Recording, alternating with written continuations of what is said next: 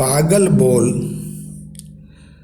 सुनो भाई बौराहा योगी, माना कि परम पिताजी नित्य सूक्ष्माति सूक्ष्म परम निराकार परम चेतन ज्ञान स्वरूप आनंद स्वरूप सुख स्वरूप सर्वव्यापक सर्वज्ञ सर्वशक्तिमान सर्वसामर्थ्यवान न्यायकारी कर्मफल प्रदाता सृष्टिकर्ता परम दयालु और अत्यंत शुद्ध पवित्र निर्मल हैं। इतना ही नहीं, वे सर्वविद सर्वकर्ता सर्वधर्ता सर्वहर्ता सर्वंतर्यामी सर्वाश्रय सर्वनियंता सर्वाधिष्ठाता अजन्मा अजर अमर अविनाशी हैं। किंतु हम केवल परम पिताजी के इन्हीं गुणों को जपते रहेंगे तो इससे मुझे क्या मिलेगा? ये सारे गुण कर्म स्वभाव तो परम पिताजी को समझने जानने के लिए हैं, परंतु इनके जपते रहने से हमें परम पिताजी का आश्रय सामीप्य प्राप्त नहीं हो जाएगा, अपितु परम पिताजी का आश्रय पाने के लिए हमें अपने आप को परम पिताजी की तरह बनाना होगा।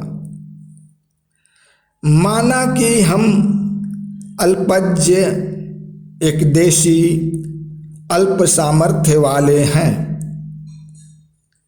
अतः पूर्ण रूपेण हम परम पिताजी की भांति तो नहीं बन सकते, अर्थात सर्वव्यापक सर्वशक्तिमान सृष्टि आदि करता तो हम नहीं हो सकते, और हमें ऐसा बनने की आवश्यकता भी नहीं है, क्योंकि हमारे अतिशय प्रिय परम पिताजी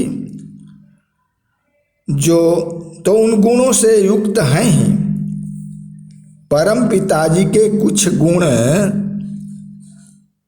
हम में भी हैं, जैसे हम आत्माएं भी निराकार नित्य चेतन अजन्मा अमर अविनाशी हैं, और हम आत्माओं के लिए इतना ही पर्याप्त है। परंतु हमें तो अपने परम पिताजी का आश्रय पाना है, और आश्रय पाने के लिए क्या करना है? तो उसके लिए हमें अपने आप को शुद्ध पवित्र और निर्मल बना लेना है। वह भी कैसा? शुद्ध पवित्र निर्मल। जैसे परम पिताजी अत्यंत शुद्ध पवित्र निर्मल हैं, वैसे ही हमको अपने आप को बना लेना है, और जब हम वैसा बन जाएंगे तो फिर हमें परम पिताजी का सानिध्य मिल ही जाएगा, और फिर हम परम पिताजी के संग रहकर उनके गुणों उनके स्वरूप जो ज्ञान स्वरूप आनंद स्वरूप सुख स्वरूप है उनका उपभोग करेंगे। हम आत्मा इंद्रियों के विषयों का उपभोग नहीं करते, अपितु हम आत्माएं केवल आनंद का ही उपभोग करते हैं, और वह आनंद तब भी प्राप्त होगा जब हम आनंद स्वरूप अपने परम पिताजी के संग रहेंगे। जब हम उनकी गोद में रहते हैं तब हमें यह सब स्वाभाविक रूप से प्राप्त हो जाता है। अभी तो हम दो सत्ताओं से जुड़े हुए हैं,